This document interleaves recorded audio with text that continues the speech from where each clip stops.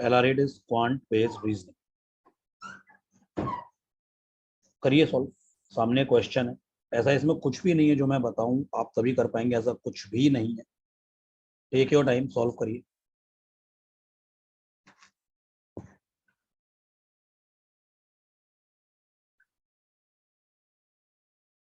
छह बच्चे हैं ABCDEF, सबके पास अलग अलग नंबर ऑफ चॉकलेट्स हैं एंड अलग अलग नंबर ऑफ बिस्किट्स हैं। तो एक काम करते हैं,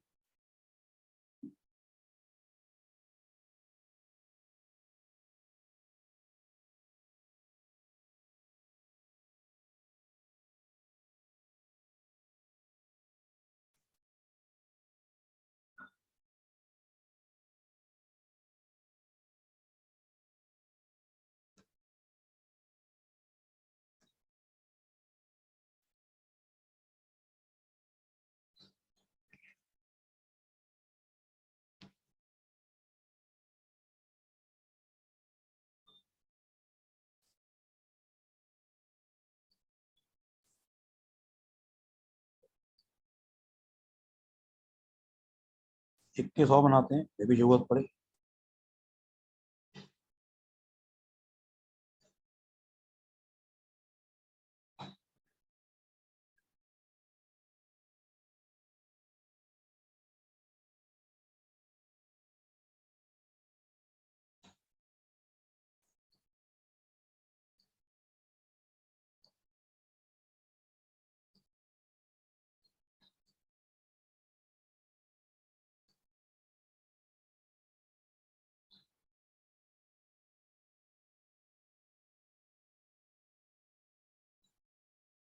चॉकलेट बिस्किट्स देखते हैं। चॉकलेट्स के नंबर क्या हैं? 2, 4, 5, 8, 9, 11 and biscuits 2, 4, 5, 6, 9, 13।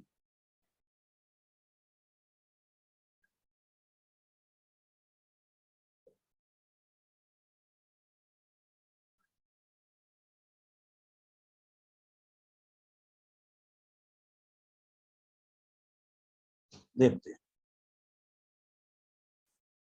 The number of chocolates with C is equal to the number of biscuits with D। C के पास जितनी चॉकलेट्स हैं उतने D के पास बिस्किट्स हैं। तो ये अगर A, तो यहाँ पर भी A। The number of chocolates with D, D के पास जो चॉकलेट्स हैं is twice the number of biscuits with B के पास जो बिस्किट्स हैं। ये अगर X होता तो B के पास चॉकलेट 2X होती। C has thrice as many biscuits as the number of chocolates with A। A के पास जितनी भी चॉकलेट्स हैं C के पास उसके 3 टाइम्स बिस्किट्स हैं।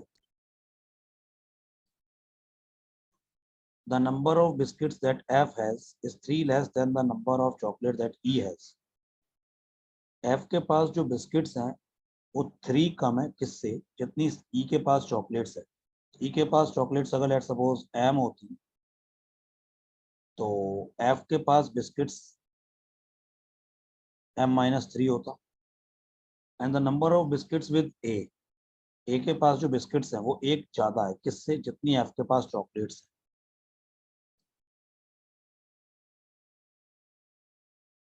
देखते हैं।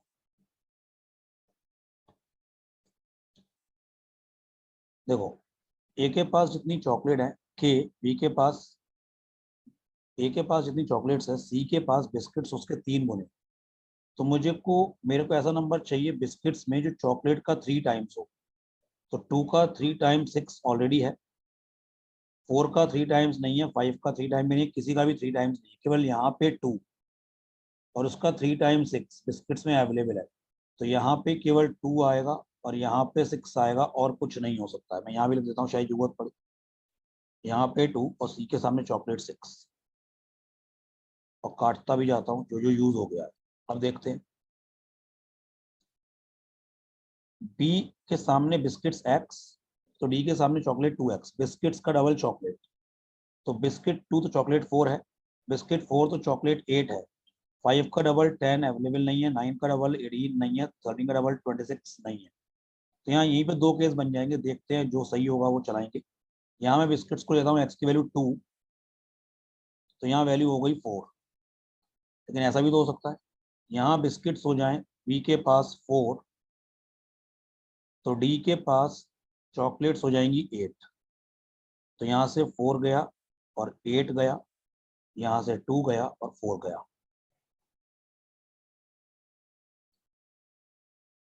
अब इसके बाद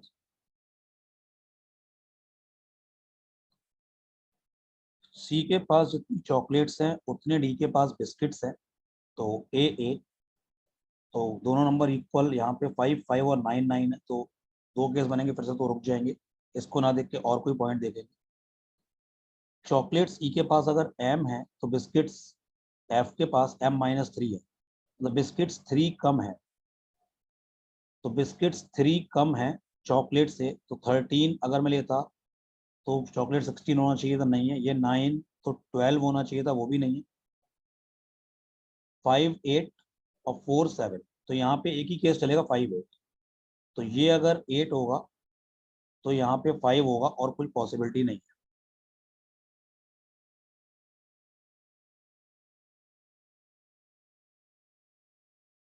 लेकिन यहाँ पर, यहाँ तो बिस्किट्स 5 चॉकलेट 8, लेकिन यहाँ पर 3 का गैप चाहिए, तो 2 और 5 ही हो सकता है और कुछ नहीं हो सकता।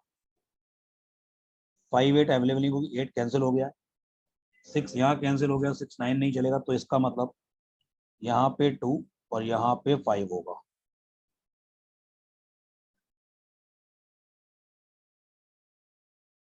अब इसके बाद A, सी पे चॉकलेट्स डी पे बिस्किट, एक ही नंबर अवेलेबल है 9 9।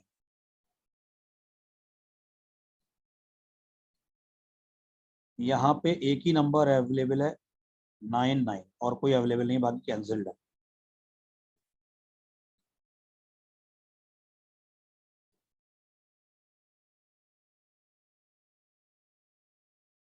अब इसके बाद ये y+1, इस वाले केस में y, f के पास चॉकलेट्स y, बिस्किट y+1। मेरे को बिस्किट एक ज्यादा चाहिए चॉकलेट से, तो बिस्किट्स में दो ही नंबर अवेलेबल हैं 4 एंड 13। अगर मैं बिस्किट्स को 4 लेता यहाँ पे y+1, तो चॉकलेट 3 होनी चाहिए, तो नहीं। 13 लेता, तो y+1 अगर मैं 13 लेता बिस्किट्स में, तो चॉकलेट कहीं ना कहीं 12 होनी चाहिए, तो वो भी नहीं। तो ये केस पॉसिबल नहीं है। यहाँ पे देखिए 4 5 अवेलेबल है, चॉकलेट 4, तो यहाँ बिस्किट्स 5 हो जाएंगे, अवेलेबल है। अब एक ही बचता है, चॉकलेट्स 11, बिस्किट्स यहाँ पे 13।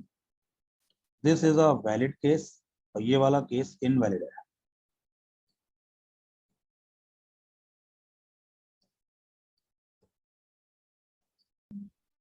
बस क्वेश्चन भी सारे अब हो जाएंगे, जब सब कुछ अरेंज हो गया सारे क्वेश्चन भी आराम से होंगे। How many chocolates does she है, सी के पास कितनी चॉकलेट्स है 9। बी एंड एफ के पास मिलाकर टुगेदर कितनी चॉकलेट्स है, बी के पास 11, एफ के पास 4, तो 15। Difference between the number of chocolates with D, chocolates with D कितनी है 8, बिस्किट्स विद बी, तो डिफरेंस इज 4। सी के पास कितने बिस्किट्स हैं 6, तो correct answer is D C B A.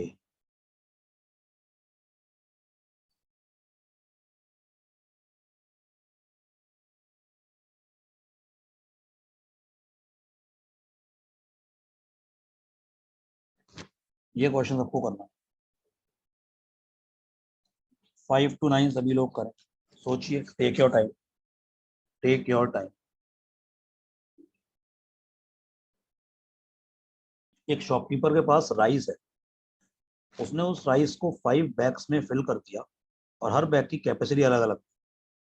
Shopkeeper उन पांचों जो बैग हैं उनका वेट मेजर करना चाहता है, लेकिन उसके पास जो वेइंग स्केल है, जो वेट्स को मेजर करेगा, उसकी कैपेसिटी है कि वो 80 केजी से ज़्यादा ही मेजर करेगा।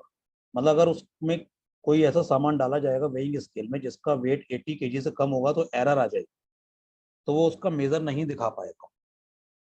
तो इसलिए शॉपकीपर ने क्या सोचा, शॉपकीपर ने जो 5 बैग है उनके 3-3 बैग से ग्रुप्स बनाए हैं, जितने भी पॉसिबल कॉम्बिनेशन हो सकते हैं सब कुछ बनाया।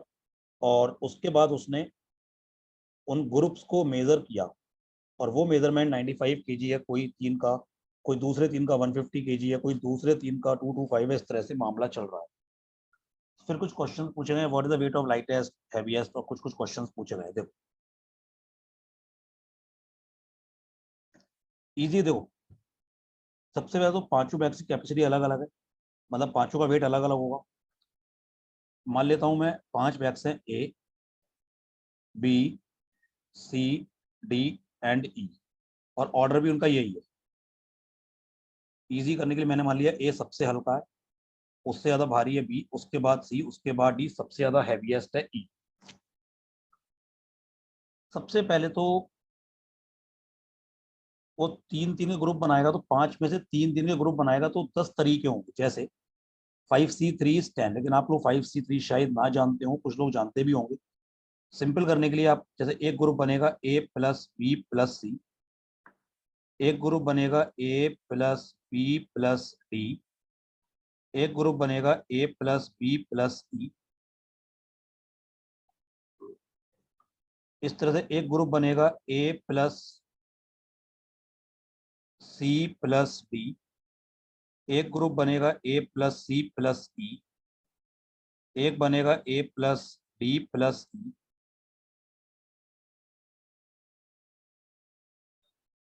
एक ग्रुप बनेगा ऐसे ही B plus C plus D, B plus C plus E, B plus D plus E, and C plus D plus E. ये टोटल 10 ग्रुप्स बने।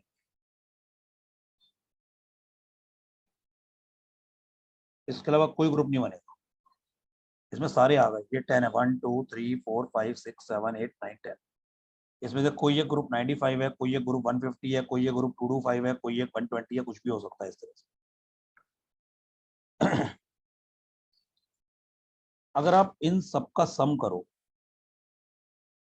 अगर आप इन जो ये 10 इक्वेशंस हैं इनका आप सम करेंगे, तो आप लोग देखेंगे ए जो आएगा वो 6 बार आएगा, बी 6 बार आएगा, सी 6 बार आएगा, हर एक नंबर 6 बार आएगा, 6 टाइम्स। तो 6 times A plus B plus C plus D plus E, और ये जो सम होगा ये इन 10 नंबर्स का सम होगा। तो ये 10 नंबर्स दिख रहे हैं, इन 10 नंबर्स का सम होगा 1620। तो यहां से मैं कह सकता हूं A plus B plus C plus D plus E 1620/6 270। तो मैं और ऊपर लिखता हूँ इसको, ये जगह नहीं है, ऊपर लिखता हूँ A plus B plus C plus D plus E, ये हो गया 270। एक दो क्वेश्चन तो यहीं से हो जाएंगे। जैसे पूछा गया है what is the average weight of all the 5 bags. Average क्या होता है, sum of all the item divide by number of item. यहाँ 5 बैग्स हैं, उनका एवरेज कितना होगा, उनका टोटल वेट अपॉन 5, तो 270/5 दैट इज 54। एवरेज वेट हो गया 54। अब एक बात बताओ, अब इसके बाद थोड़ा सा दिमाग लगेगा, थोड़ा ध्यान दो। अगर ध्यान से देखो तो इन 10 नंबर्स में 95 150 225 120, इस तरह जो ये 10 नंबर्स हैं, इन 10 नंबर में सबसे छोटा नंबर कौन सा है, 95। तो वो ए प्लस बी प्लस सी ही होगा और कोई नहीं होगा। क्यों, कोई पूछे क्यों, ध्यान दो सुनना। मतलब ये ए बी सी डी ई एक इंक्रीजिंग ऑर्डर में है, तो ए से बड़ा है बी, उससे बड़ा है सी, उससे बड़ा डी, उससे बड़ा ई। तो जो तीन सबसे छोटे बैग है वो ए बी सी होंगे ना, तो इन तीनों का जो सम होगा ए प्लस बी प्लस सी का, वो सभी कॉम्बिनेशन जितने भी बने हैं उनमें सबसे छोटा ही होगा। ये बात सब लोगों को समझ में आती है। तीन छोटे नंबर्स का सम भी और कॉम्बिनेशन से छोटा ही होगा, और इनमें सबसे बड़ा नंबर जो है वो है 225। तो वो सबसे जो तीन बड़े बैग्स होंगे जिनका वेट सबसे ज्यादा होगा, उन तीन का सम होगा 225।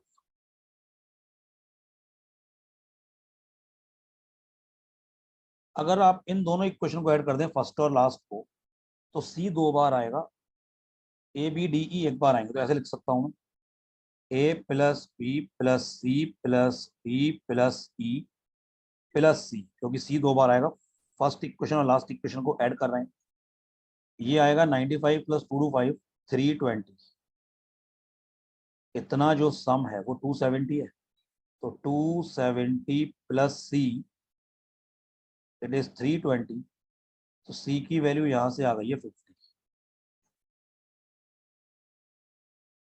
तो इस क्वेश्चन का आंसर हो गया 50।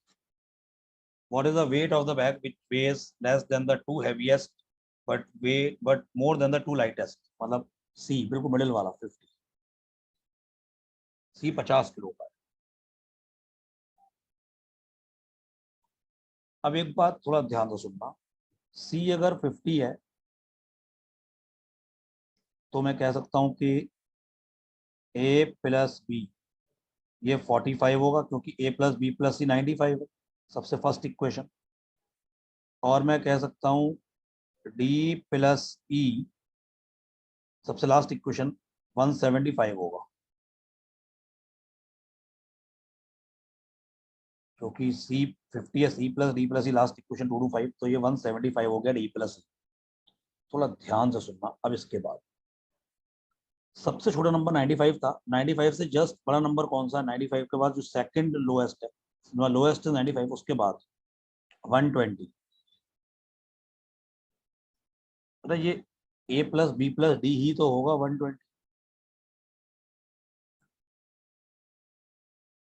दो छोटे वाले, तीन छोटे वाले सबसे छोटा, दो छोटे वाले और थर्ड वाले से बड़ा, उनका कॉम्बिनेशन सेकंड लोएस्ट होगा 120। A plus B plus D is 120। और जो सबसे हाईएस्ट नंबर है वो है 225। उससे जस्ट छोटा नंबर कौन सा है, 200।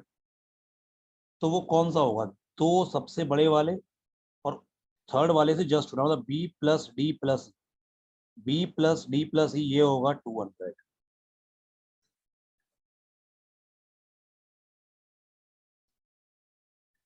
तो A plus B plus D अगर 120 है और ए प्लस बी है 45, तो मैं लिख देता हूँ A plus B plus D, it is 120। उसमें ए प्लस बी है 45, तो 45 प्लस डी इज 120। यहाँ से मैं कह सकता हूँ कि डी कितना आ गया, 75। डी के 75 आते ही बात काफ़ी कुछ बन गई है। डी आ गया है आपका 75, और डी प्लस ई है 175, तो यहाँ से ई आ गया है 100। सबसे लार्जेस्ट वाला हो जाएगा 100। बी प्लस डी प्लस ई 200 आ गया है, अभी अभी निकाला। बी प्लस डी प्लस ई 200 है।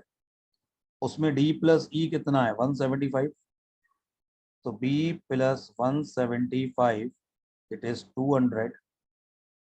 तो यहाँ से बी की वैल्यू कितनी आ गई है, 25। अभी 25 आते ही बात बन गई। ए प्लस बी है 45, बी अगर 25 है तो ए कितना हो गया है, 20। इसका मतलब ये हो गया 20, ये हो गया 25। सब कुछ निकल के आ गया। Lightest bag 20 kg, heaviest 100 kg, ये दोनों आपने कर लिया है। Difference between the, question number 9, difference between the weights of the second heaviest and second lightest. Second heaviest is 75 और second lightest is 25। Difference is again 50।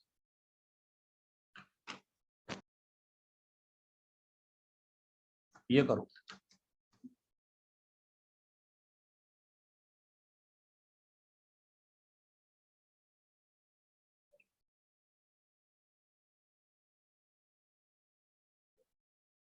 5 women decided to go shopping to MG Road, Bangalore. They arrived at the designated meeting place in the following order. सबसे पहले पहुंची अर्चना, number 1, 2, 3, 4, 5.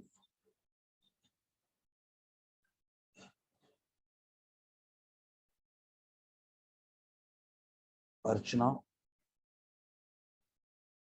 चेलम्मा,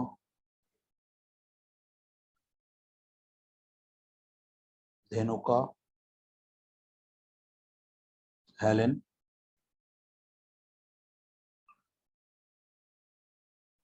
Shehnaaz.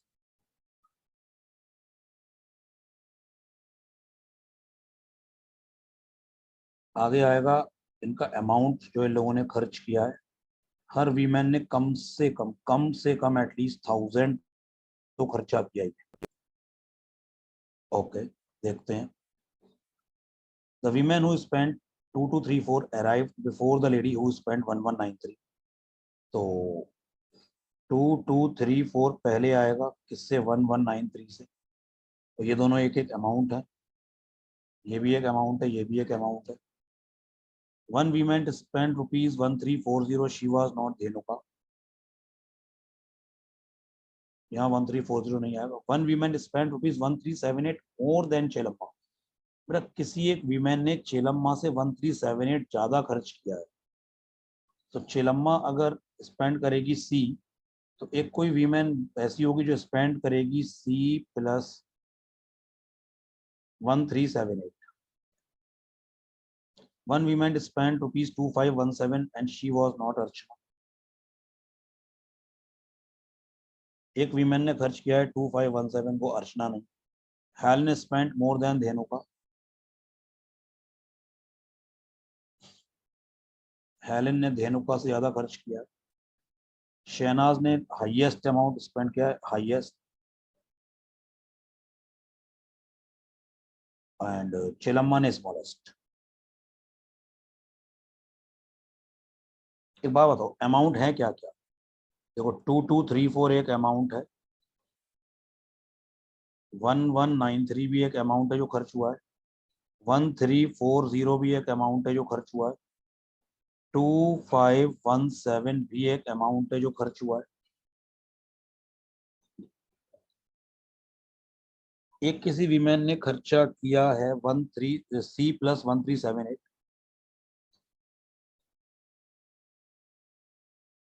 और चेलम्मा ने खर्चा किया है सी. अब ध्यान दो, सुनना. देखो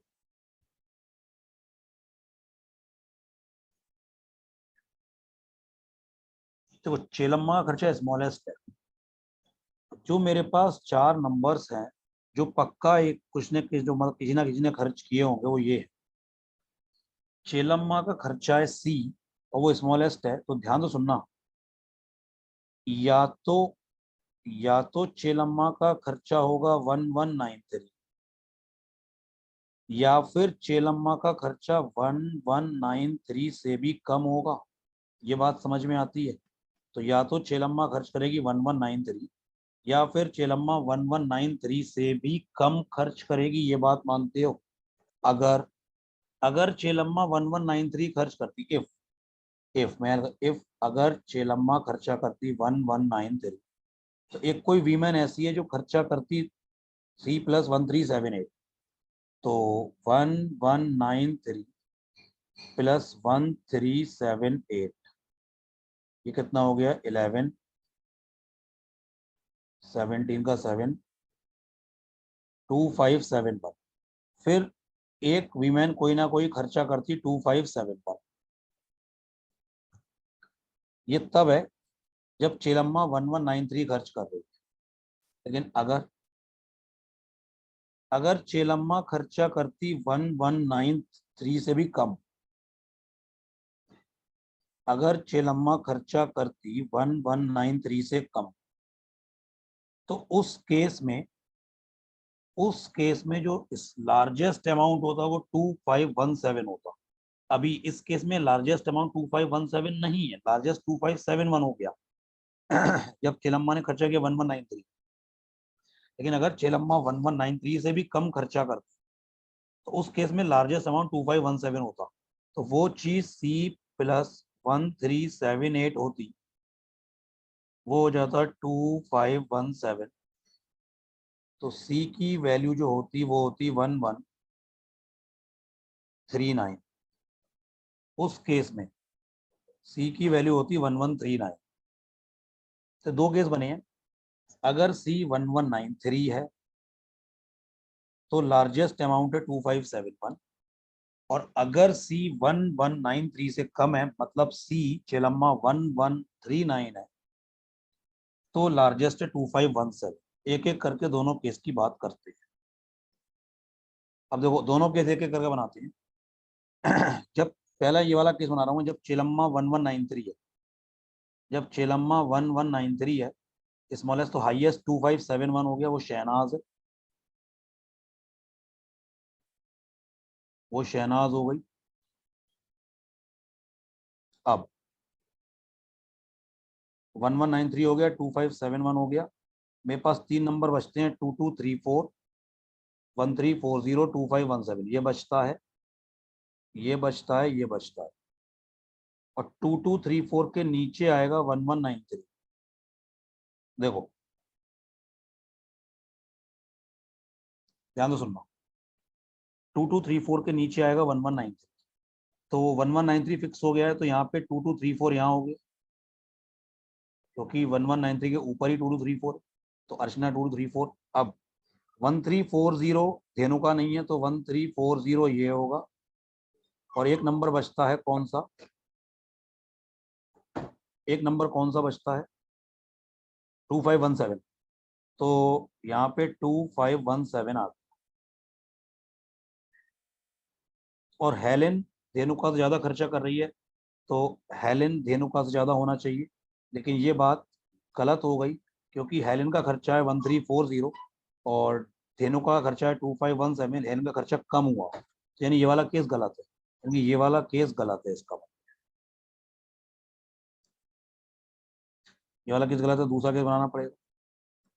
तो दूसरा केस जब बनेगा, तो चेलम्मा का जो अमाउंट आएगा वो 1139 आएगा, वो स्मॉलेस्ट है, और हाईएस्ट अमाउंट फिर आएगा 2517। 2517 यहाँ हो गया। अब एक नंबर 2234 बचता है, एक नंबर 1193 बचता है, और एक नंबर बचता है 1340। अब 2234 के नीचे 1193 होना चाहिए।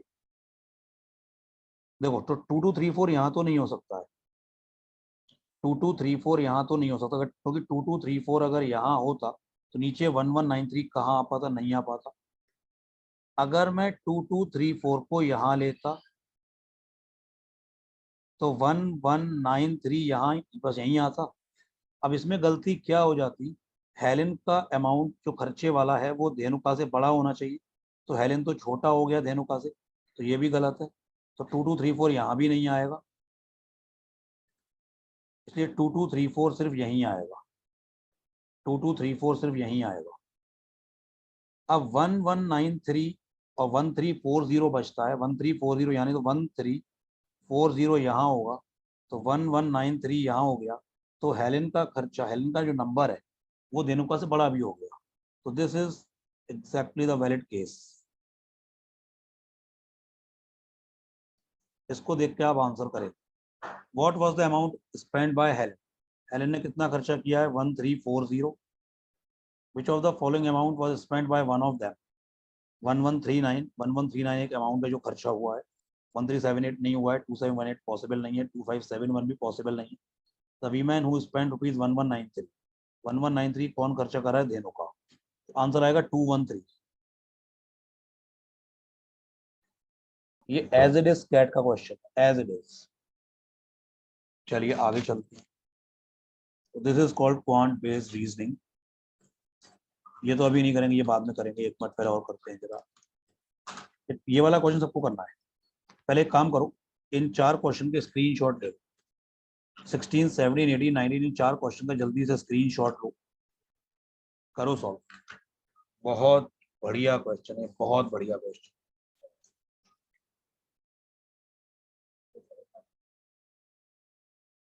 इसलिए फोकस करना पड़ेगा जरा।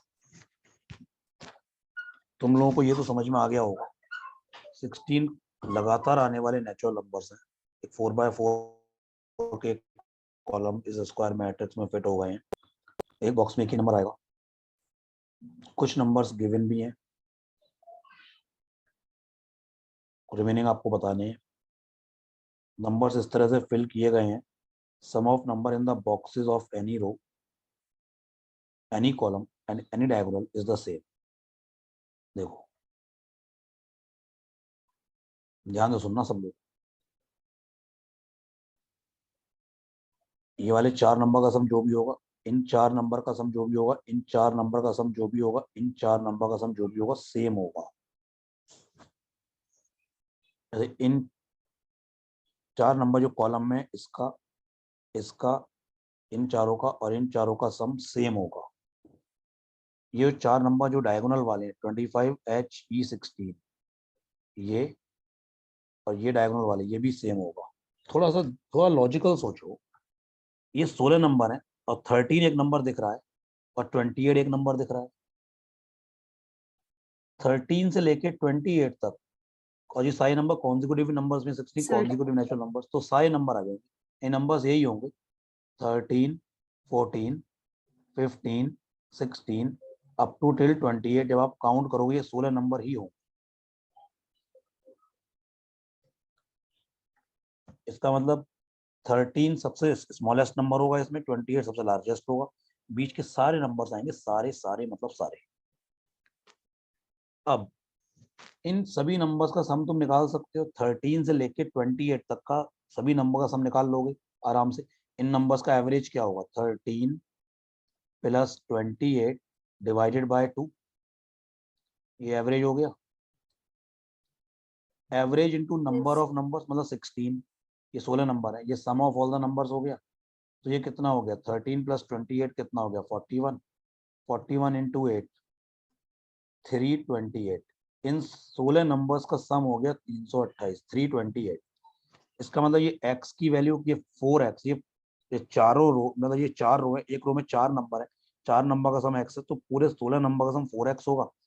तो 4x इज इक्वल टू 328। तो x की वैल्यू कितनी आ गई? 82। मतलब इनका भी सम 82, इनका भी सम 82। मतलब मैं अलग अलग ऐसे लिख दे रहा हूँ, ज़्यादा अच्छा रहेगा इजी करने के लिए। ये चारों नंबर का सम 82, 82, 82, 82, 82, 82, 82, 82, ये भी 82 और ये भी 82।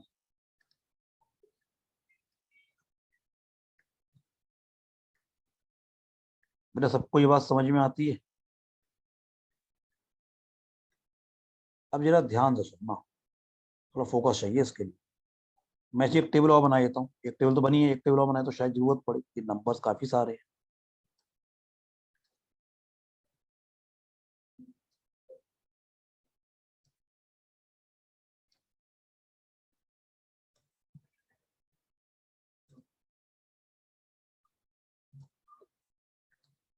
ये है 13, ये है 16, 25, 28। अब जरा ध्यान से सुनो, कहीं के लिखा हुआ है d प्लस ई प्लस आई, d प्लस ई प्लस आई 60।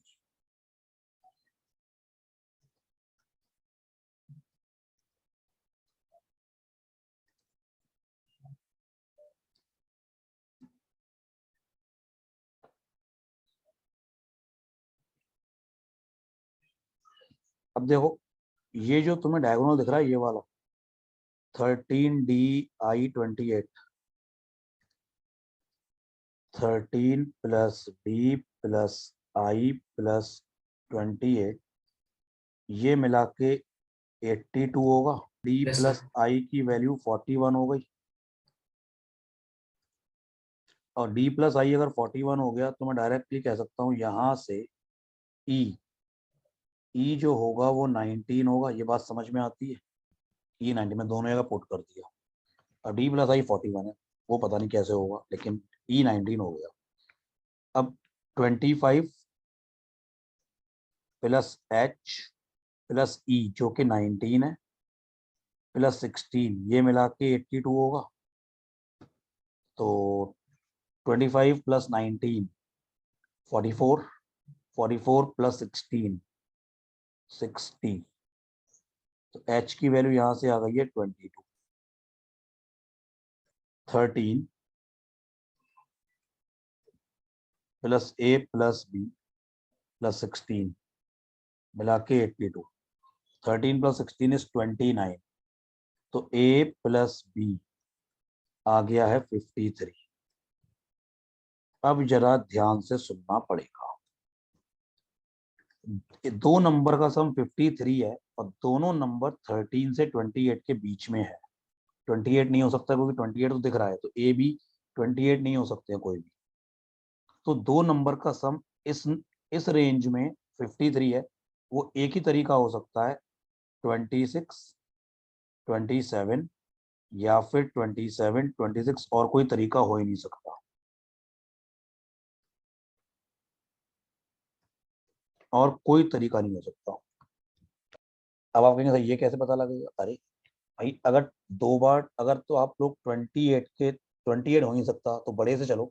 अगर आपने एक नंबर लिया 27 और दूसरा नंबर लिया 26, तभी तो 53 आएगा। दो बार 27 ऐड करोगे 54 आएगा। मुझे 54 नहीं चाहिए, 53 चाहिए। और एक नंबर रिपीट भी नहीं हो सकता है। तो 26 27 ही होगा और कोई हो ही नहीं सकता।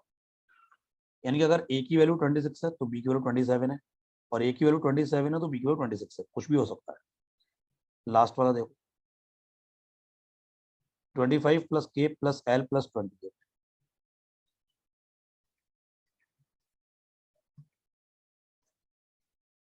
ये अगेन 82। 25 प्लस 28 53।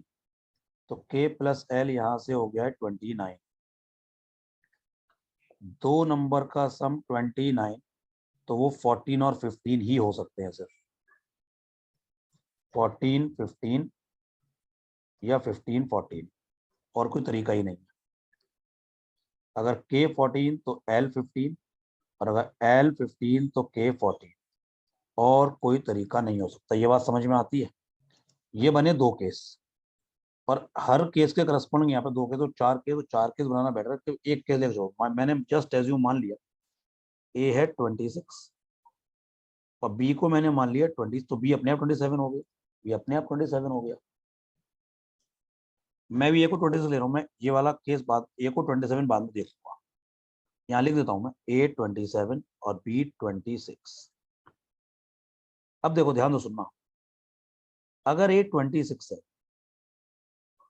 और मैं अपने मन से के को 14 बोल दूं, जरा पहला वाला केस देखता हूँ।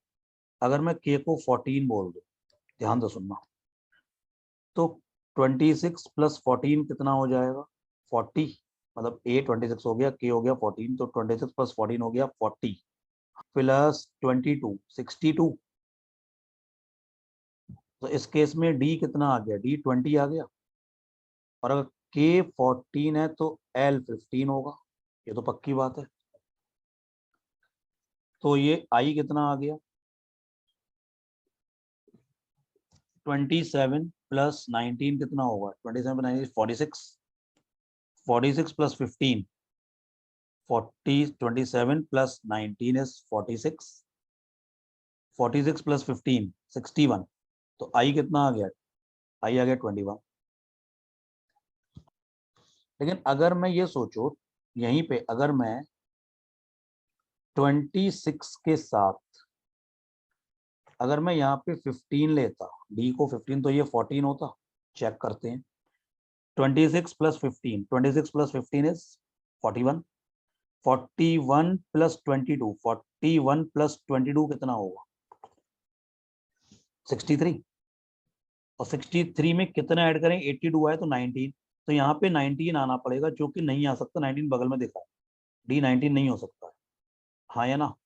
इसका मतलब अगर ए 26 है तो के सिर्फ और सिर्फ 14 ही होगा। ये बात समझ में आती है? अगर मैं इसको 27 लेता हूँ तो ये 26 हो गया। अब अगर मैं इसको 14 और इसको 15 लेता हूँ तो क्या मिस्टेक आती है, देखते हैं। ध्यान दो सुना। 27 plus 14, 27 plus 14 is 41। 41 plus 22 again 63। 63 में कितना ऐड करें? 82 है तो फिर से यहाँ 19 आ गया।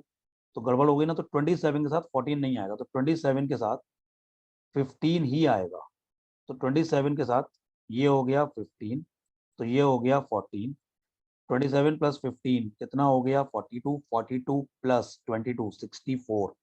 तो 64 में कितना ऐड करें, 82 आए 18, और यहाँ कितना हो गया, d प्लस आई 41 है, तो 18 में कितना ऐड करें, 41 आ जाए 23, और 23 आना भी चाहिए। 26 प्लस 14 60, 60 प्लस 19 59, तो 23 आना भी चाहिए। अब देखो ध्यान दो, सुनो, नंबर्स कौन कौन से बचे जी, हेल्प करो, नंबर्स बचे कौन कौन से। 13 के बाद 14 हो गया, 15 हो गया, 16 हो गया, 17 बचा है अभी, 18 19 हो गया, 20 बचा है इस वाले केस में, इस वाले केस में 20 बचा है, 21 बचा है, 22 23 24 बचा है, 25 26 27 28, ये 4 नंबर बचे हैं इस वाले केस में। और बेटा 4 नंबर यहाँ कौन से बचे होंगे, 13 14 15 16 17 बचा है, 18 बचा है, 19 हो गया, 20 हो गया, 21 22 हो गया, 23 मुझे नहीं दिख रहा है, 24 मुझे नहीं दिख रहा है, 25 26 27 28, ठीक है, ये 4 यहाँ बचे।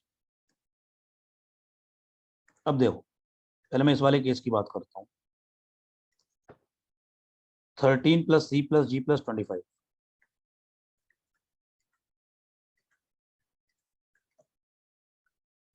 82, 13 प्लस 25 कितना हो गया 38, सी प्लस जी कितना हो गया 44, 38 में कितना ऐड करेंगे 82 आ जाए 44। मेरा समझ में आ रही बात, मैंने कैलकुलेशन सही करी है। 13 प्लस 25 इज 38, तो 38 में कितना ऐड करूंगा 82 आए 44। मेरा दो नंबर का सम 44 चाहिए और नंबर 4 ही है, इनमें से दो नंबर सिलेक्ट करके 44 चाहिए। क्या 17 18 का सम आएगा, नहीं आएगा। 17 23 का भी सम नहीं आएगा। 17 18 35 होगा, 17 23 कितना हो जाएगा 40, और 17 और 24 कितना हो जाएगा 41। 18 प्लस 23 कितना होगा 41, 18 प्लस 24 कितना होगा 42, और 23 प्लस 24 कितना होगा 47। तो 44 आएगा ही नहीं, ये केस ही गलत है। तो ये वाला ना केस पूरा गलत है, ये वाला।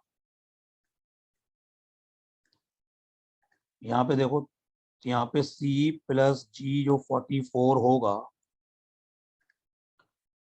दो नंबर का सम चाहिए 44, तो वो केवल 20 और 24 हो सकता है। तो सी और जी में से ये 20/24 कुछ भी हो सकता है। तो एफ जे जो होगा वो 17 21 में से कुछ भी हो सकता है। अब तो क्वेश्चन खत्म हो गया, देखो यार। अगर मैं सी को 20 मानता तो 20 प्लस 18 38 प्लस 19 57। 57 में बेटा कितना ऐड करें 82 आए, 20 प्लस 18 प्लस 19 का सम आ गया 57।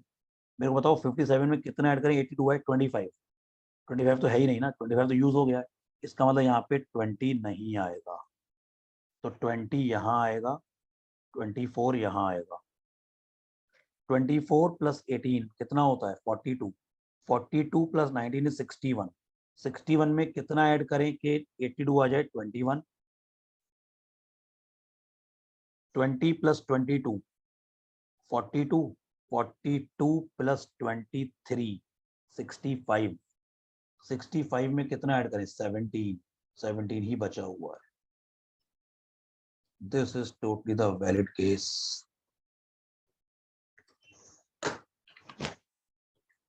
Pure logic, pure logic, nothing else.